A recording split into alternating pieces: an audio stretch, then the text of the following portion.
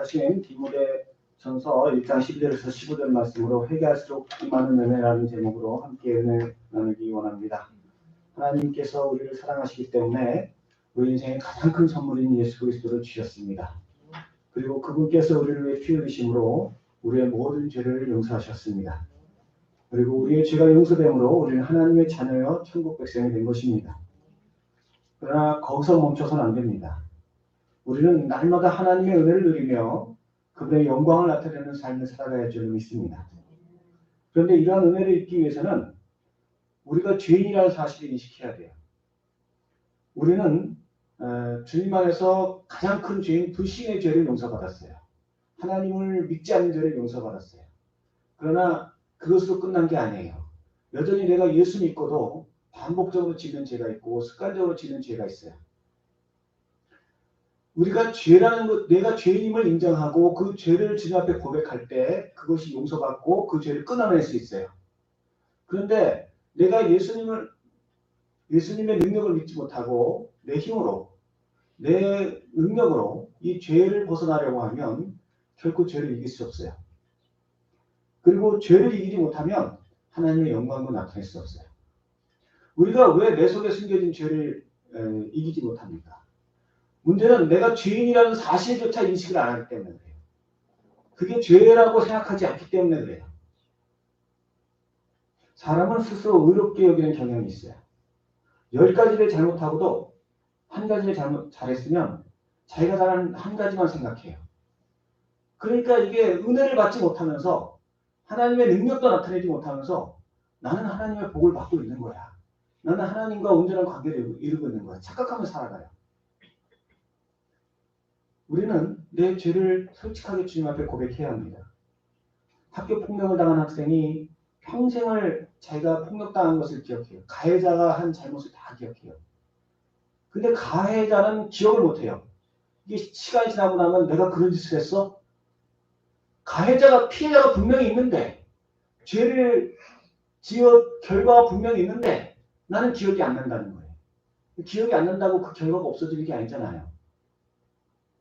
시어머니가 며느리를 평생 못 살게 굴고 나는 뭘 잘못했는지 모르겠다 얘야. 내가 그렇게 못된 짓 했니? 그렇게 말한다고 그게 다 해결되는 게 아니잖아요. 내가 기억 못한다고 해결되는 게 아니에요. 이 밖에도 사람들이 죄를 지으면서 나는 잘못한 게 뭔지 모르겠다. 그런 경우가 참 많아요. 오늘 보신 동영상에도 김성도 목사님이 처음 하신 얘기가 의심이었다고 해요. 의심. 예수님이 나를 위해 십자가를 죽어주셨다고? 그 전에 내가 죄인이었다고? 자기가 죄인이었다는 것도 또 몰라요. 그게 목사님 얘기가 아니죠. 우리 모두에 다 얘기해요. 우리가 내 죄를 깨닫지 못하면 회개할 수가 없습니다. 주님 앞에 고백할 수가 없고 고백하지 못하면 용서받을 수 없어요. 물론 우리가 구원받는 데는 상관없어요. 불신의 죄를 회개했기 때문에 천국에 가요. 그러나 천국에 가서도 부끄러운 구원을 받는 거예요. 이 땅에서 하나님의 영광을 나타내지 못하고 이 땅에서 하나님 내게 주신 은사도 제대로 활용하지 못하고 내게 주신 시간, 내게 주신 에너지도 제대로 활용 못하고 그냥 세상 것을 추구하며 소모하는 삶을 살다가 부끄러운 인생 살다가 그게 부끄러운지도 모르고 인생 종말을 맞이하는 거예요. 그러므로 우리가 날마다 주님 앞에 회개함으로 주님 앞에 지혜를 구함으로 내 죄가 무엇인지 깨닫는 은혜가 있어야 할 줄 믿습니다. 그리고 그 죄를 끊기 위해서 정말 피 흘리기까지 싸울 수 있는 그런 담대함도 있어야 할 줄 믿습니다. 그렇다면 우리가 어떻게 하면 내 죄를 깨닫고 진심으로 회개할 수 있는가? 어떻게 하면 나를 미혹하는 사단의 영의 역사를 끊어내고 사단이 계속 그러겠죠. 너는 의로워. 넌 죄 없어. 너 그만큼 회개 많이 했잖아. 넌 죄 없어. 아니 내 삶의 결실을 보라고. 내 삶의 양태를 보라고요. 사단의 거짓말을 섞겠습니까 지금? 내가 이렇게 사는데? 어떻게 용서받을 수 있는가? 먼저 우리는 사단의 속삭임에 속지 말고 내가 아직은 어떤 품고 있는 죄, 내가 아직 회개하지 못한 죄가 있는지를 어떻게 할 수 있느냐? 첫 번째로 내 안에 참 평안이 있는가를 먼저 봐야 돼요. 우리가 죄를 품고 있으면 진정한 평화를 누릴 수가 없습니다. 시편 32편 3절에 시인은 내가 입을 열지 아니할 때 종일 신음함으로 내 뼈가 쇠하였도다.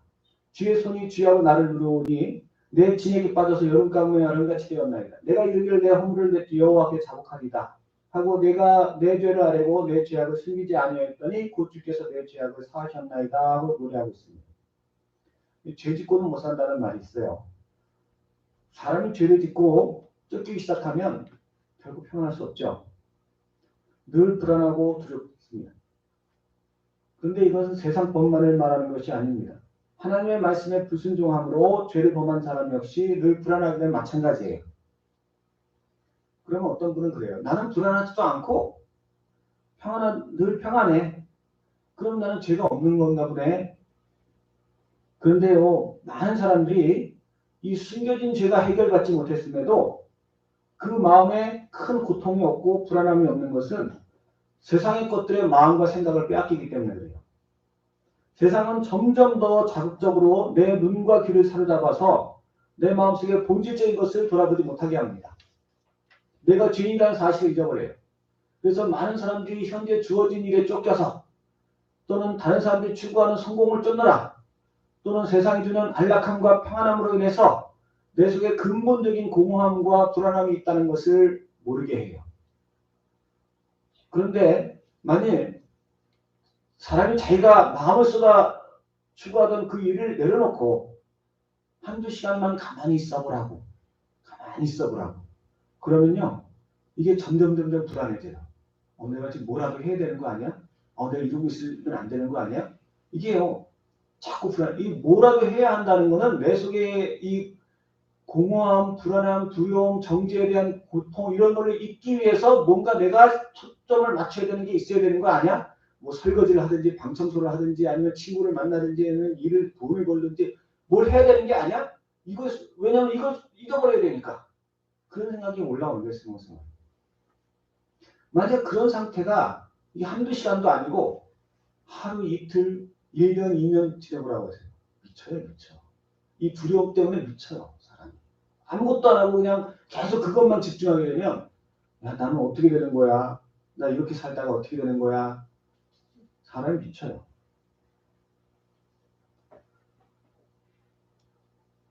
사람들이요. 이렇게 내 마음의 두려움과 불안함을 잊기 위해서 이 세상 것들을 추구합니다. 만일 그러나 우리가 주님에서 죄사함을 받게 되면 아무것도 하지 않아도 내 안에 평안함과 기쁨이 넘쳐요. 사람이요. 평생을 이렇게 세상의 우상에 매달려 살 수 없어요. 우리는 언젠가 힘이 빠지잖아요. 언젠가 아무것도 할 수 없는 때가 오잖아요. 정말 뭐 이런 일이 있어서는 안 되겠지만 뭐 몸을 다쳐서 병상에 꼼짝 않고 누워 계신 분도 있어요. 그런 분들은요. 이게 너무너무 괴로워요. 이게 아무것도 안 하고 가만히 있는데도 너무 괴로워. 우리가 아무것도 할 수 없을 때 주님을 찾게 되는 이유가 그거예요. 주님을 찾는 게 얼마나 감사해요. 내가 뭔가 할 수 있다고 자꾸 이렇게 우상을 쫓아다니면 내 죄책감, 내 죄에서부터 비롯되는 그런 두려움을 상쇄시키게 돼요. 우리는 가장 근본적인 해결책인 예수님의 보혈을 믿는 자입니다. 그 근본적인 해결책을 통해서 내 속의 모든 죄를 다 깨끗하게 용서받아야 할 줄을 믿습니다. 내 속에 있는 모든 죄가 용서될수록 내가 끊어내지 못한 죄를 끊어낼수록 내가 점점 기뻐지고 점점 감사하고 점점 즐거워지는 거예요. 심지어 어떤 상황, 어떤 환경에서도 이게 왜 불안하냐면요. 내가 추구하고 있는 우상을 뺏길까 봐. 이게 병들면 왜 불안해요? 병들면요. 일을 못해요. 돈도 벌 수 없어요. 그러니까 막 불안해지는 거예요. 내 우상인데 내 불안함, 내 공허감을 가릴 수 있는 그거를 못하게 된다. 이거 어떻게 하냐. 근데 예수님이 내 안에 들어와서 깨끗하게 해주시면 그런 거 없어도 돼요. 이제. 내가 주님만으로는 행복한 거예요. 주님만으로 기뻐할 수 있는 거예요. 우리 모든 성도님께서 더욱 주님과 깊은 교제를 통해서 내 근본적인 죄를 해결받으시기 바랍니다. 내 안에 불안의 요소를 제거하시기 바랍니다. 세상 것으로 그것을 해결하려 하지 마세요. 어떤 상황에서 감사와 찬양으로 영광 돌리시는 복된 성도들 되시기를 예수님의 이름으로 축원합니다. 아멘. 두 번째로 우리 안에 죄가 있으면 내 삶에 열매가 없어요. 사람이 살아가면서 인생의 열매를 거둔다는 게 얼마나 소중한 것인지는 두말할 나위가 없습니다. 농부는 1년 농사를 지어서 그 결실을 거둘 때 1년 동안 그 쏟아부은 모든 수고에 대한 보상을 얻는 거예요. 그리고 내년에 또다시 농사를 지을 수 있는 힘을 얻게 되는 거예요. 그래서 자꾸 이렇게 땅도 넓히고 더 많은 생산도 하고 이렇게 발전해 나가는. 산모도 아이를 출산해서 새 생명이 세상에 나올 때 출산의 고통을 잊어버리고 기쁨으로 충만할 수 있어요. 이렇게 자신이 모든 수고와 결실을 통해 삶의 기쁨을 누리고 또 다음에 다가오는 시간들을 준비할 수 있는 그런 힘을 받게 됩니다. 그런데 이 모든 결실은 다 하나님이 주시는 거예요. 레위기 26장 4절에 내가 너희에게 철 따라 비를 주리니 땅은 그 산물을 내고 밭의 나무는 열매를 맺으리라. 식물뿐만 아니라 모든 동물과 사람과 사람의 수고와 노력에 대한 결실도 다 하나님이 주시는 겁니다. 예레미야 33장 2절에 이를 행하시는 여호와, 그것을 만들며 성취하시는 여호와, 그의 이름을 여호와라는 이가 이같이 이르시도다라고 하셨고, 잠언서 16장 9절에서는 사람이 마음으로 자기의 길을 계획할지라도 그의 걸음을 인도하시는 이는 여호와시니라고 했어요. 그래서 만약에 우리가 죄를 갖고 있어서 하나님과의 관계가 온전하지 않으면 이게 열매가 없어요. 삶에 열매가 없어요. 이게 조그만 열매는 맺힐 수 있어요. 근데 큰 열매일수록 이게 많은 요소들이 그렇잖아요. 우리가 자동차들은요.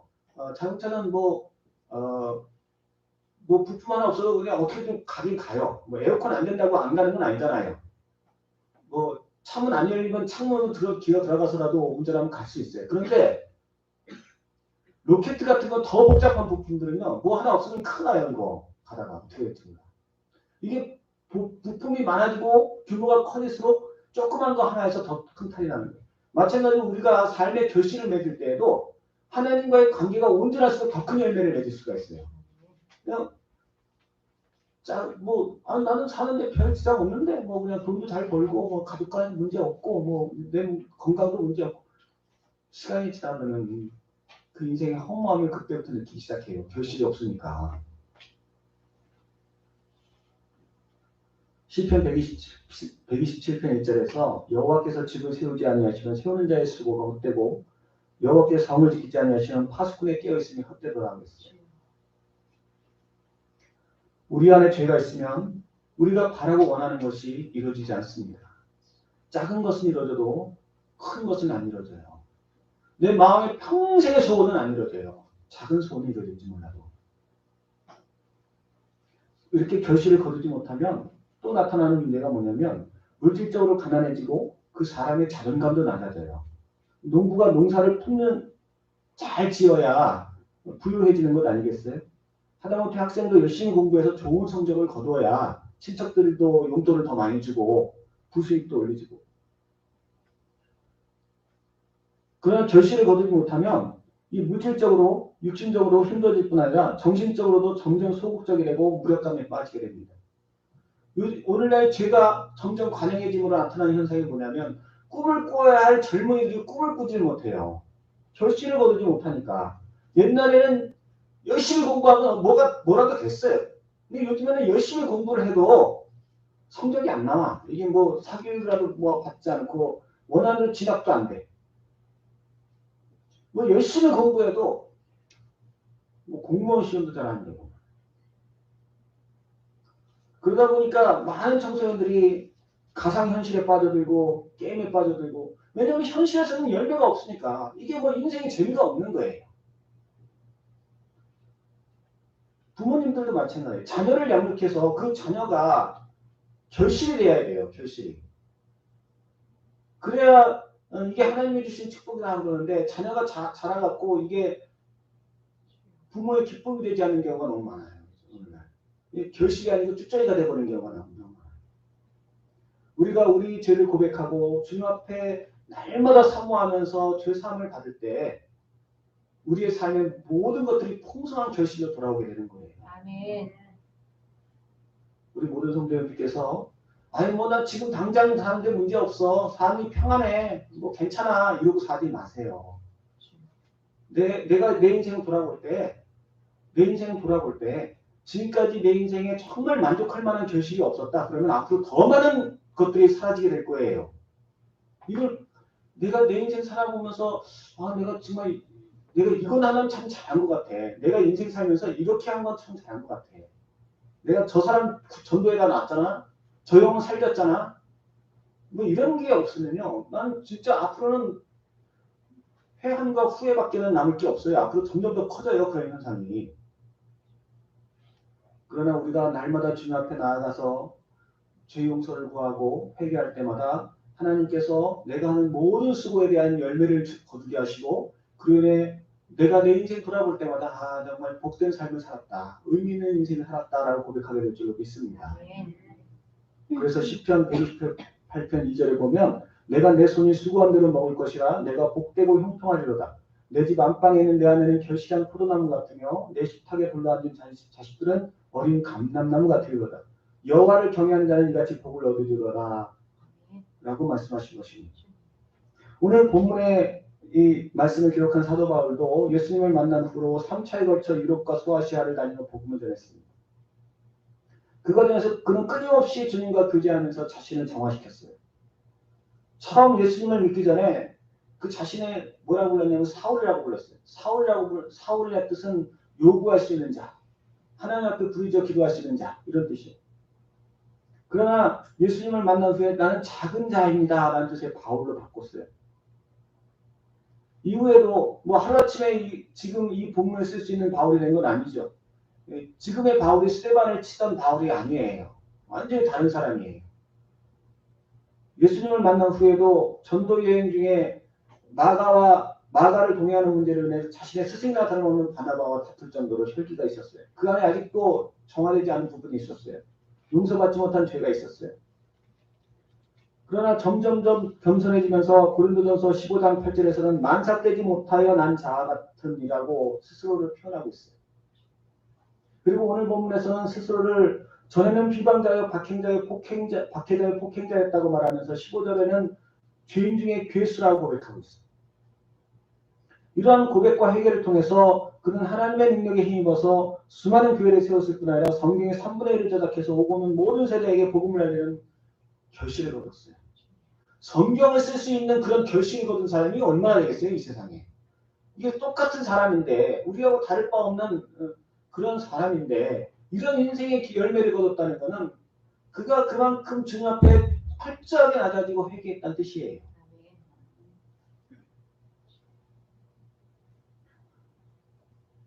우리 모든 성도님들께서도 내 삶을 돌아보시기 바랍니다. 내가 수고하고 노력한 거, 내가 땀 흘린 거 이런 것들이 지금 남아있는가? 내가 그렇게 간절한 마음으로 정말 힘을 다해서 수고한 일들이 지금 내게 자랑거리로 자라고 성장하고 있는가? 그렇지 않다면 돌이켜야 됩니다.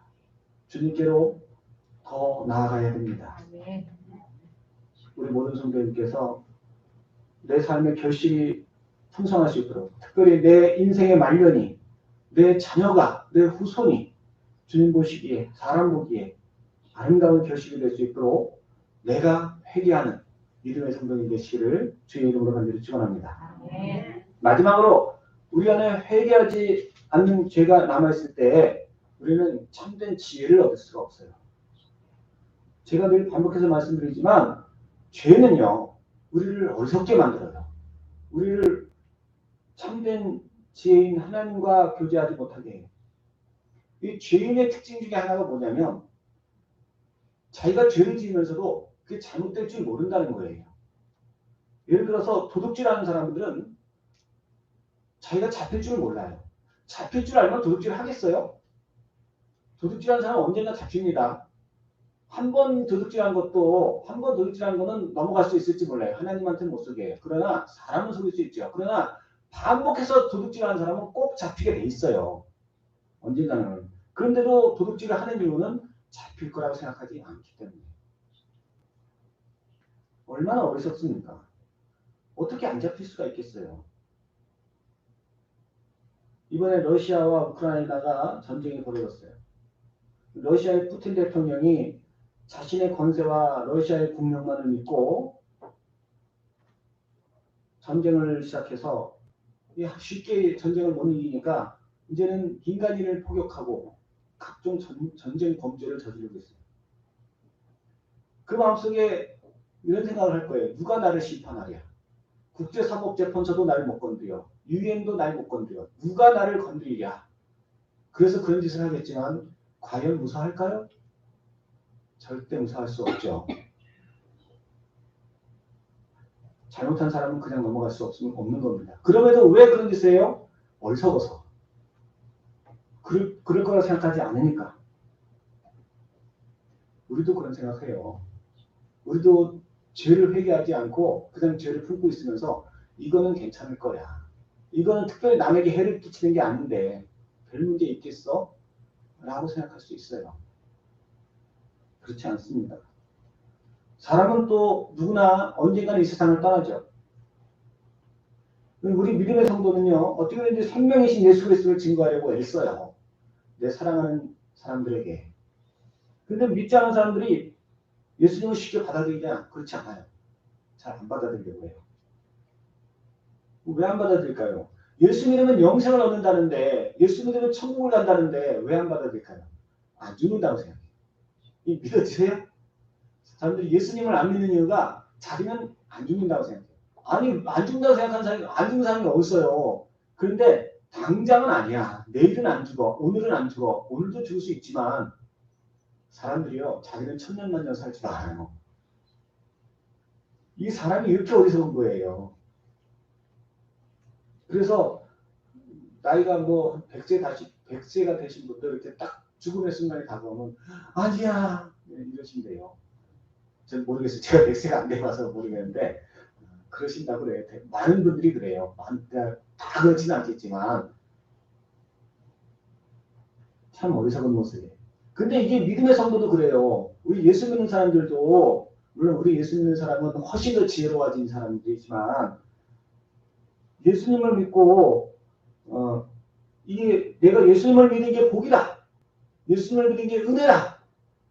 이렇게 생각하지 않는 경우가 참 많다는 거예요. 예수님을 믿는 게 세상에 무엇보다 더 큰 복이다. 내 인생의 가장 큰 복이다. 아멘. 라고 생각하지 않는 경우가 많다는 거예요. 아니 영생을 얻게 되는데 그보다 더 큰 복이 어디 있어요. 예수님을 믿는 건 그냥 옵션이고 내 친구는 불교고 다른 친구는 알라를 믿고 나는 예수 믿고 그냥 다 각자 믿는 거 믿어. 이렇게 생각하시는 분들이 있다고 해요. 우리 교회는 그런 분 하나도 없지만. 더 나아가서 내가 믿음이 성장하는 게 복이다. 내가 믿음이 성장해야 하는 것이 내 인생에서 가장 추구해야 할 사명이다. 라고 생각하지 않는 경우가 많아요. 아니 예수님 믿는 게 복이라고 생각하면 어떻게 믿음을 성장시키는 것을 소홀히 하겠어요. 이 모든 이유가 뭐냐? 내 속에 있는 죄가 나를 어리석게 만드는 거예요. 내 죄가 나를 어리석게 만들어서 예수 믿고도 그게 복인 줄 모르고 예수 믿고도 그냥 세상 일에 더 시간을 썼고 예수 믿고도 돈 벌려고 힘을 썼고 내가 예수 믿고도 내 사랑하는 사람들에게 예수님을 안 전하는 거예요. 내가 정말 그렇게 믿는다면 내가 정말 그렇게 안다면 어떻게 안 그래요? 그냥 어리석어서 그래요. 우리가 이렇게 어리석어서 주님을 따라가지 않고 세상의 헛된 것을 추구한다면 우리는 참된 기쁨과 감사를 누릴 수가 없습니다. 사람이 그렇잖아요. 내가 정말 제대로 된 길을 가고 있다. 내가 정말 바른 삶을 살고 있다라고 믿는 사람은 항상 기뻐요. 자기가 추구하는 자기가 진리를 향해 나아가고 있다. 뭐 내가 무슨 일을 해도 내가 하는 일이 정말 많은 사람에게 유익이 되는 것이고 하나님을 기쁘시게 하는 것이고 내가 천국에서 받을 상급이 있는 일이고 이런 거를 정말 믿는 사람은 무슨 일을 해도 기뻐요. 뭐 교회 와서 화장실을 청소해도 너무 행복하고 무슨 일을 해도 행복해요. 그냥 내가 정말 귀한 일을 하면서도 난 지금 뭘 하고 있는 거야. 난 지금 뭘 살고 있는 거지? 내 인생은 뭐지? 이렇게 생각한다는 건 잘못된 길을 가고 있는 거예요. 사도 바울은 예수님을 알기 전에 바리새인 중에 바리새인이요. 당시 명문학파인 가말리엘 학파 출신의 학자였어요. 세상 기준으로는 누구보다 똑똑한 사람이었어요. 그런데 죄가 그 사람을 어리석게 만드니까 예수님을 박해했고 예수님의 제자를 살해했고, 그래서 자기 자신에 대해서 뭐라고 말하냐면, 오늘 본문의 그 죄인 중에 괴수라고 한 것 외에도 빌립보서 3장 7절에서는 이제는 무엇이든지 내게 유익하다는 것을 내가 그리스도를 위해 다 해로 여긴다. 또 모든 것을 해로 여기면 매주 그리스도 예수라는 지식이 가장 고상하기 때문이다. 아니 그전에는 왜 이걸 몰랐어요? 아니 이렇게 고백하는 이 사실을 왜 불과 몇 년 전에는 몰랐을까요? 어리석었기 때문에. 아니 똑같이 가말리엘 학파 출신의 학자라며 배울 거 다 배운 사람이 왜 몰랐어요? 지금은 죄가 없어졌고 그때는 죄가 있었어요. 그때는 해결하지 못한 죄가 있었기 때문에 몰랐고 지금은 다 해결받아서 이제는 아는 거예요. 우리도 마찬가지예요. 내 죄를 해결받으면 깨달아지는 게 있어요. 아, 내 인생의 참된 기쁨은 이거구나. 이걸 알게 되고, 아, 내가 그래서 인생이 잘 안 풀렸던 거구나. 그걸 알고, 아, 이제는 내가 무엇을 사랑해야 되겠구나. 그걸 깨닫게 돼요. 이제는 내가 무엇을 향해서 나아가야 되겠구나. 그게 알아져요. 그래서 그걸 위해서 전심으로 달려가면서 기쁨과 감사를 누리는 거예요. 그전에는 하라고 하면 왜 해야 되는데요? 목사님 왜 맨날 나만 시키는데요? 아, 정말 목사님도 그만 좀 귀찮게 하세요. 이건 몰라서 그런 거예요. 아시고 싶지 않으세요? 내가 뭘 추구해야 될지 궁금하지 않으세요? 내가 정말 행복해지는 방법이 있다는데 깨닫고 싶지 않으세요? 우리 모든 성도님께서 내 안에 이러한 지혜가 있는지를 돌아보시기 바랍니다. 내가 주님의 은혜를 입어서 이제는 정말 제대로 살고 있다. 그런 기쁨 속에 있는지, 내가 달려갈 길에 대한 확신을 갖고 있는지 돌아보시기 바랍니다. 또한 내 인생에 정말 아름다운 결실이 맺혀져 가고 있어서 나는 너무너무 행복해. 지금까지도 그렇지만 앞으로는 더 좋은 열매가 맺힐 거야. 앞으로는 더 풍성한 열매가 맺힐 거야. 라고 확신할 수 있는지 돌아보시기 바랍니다.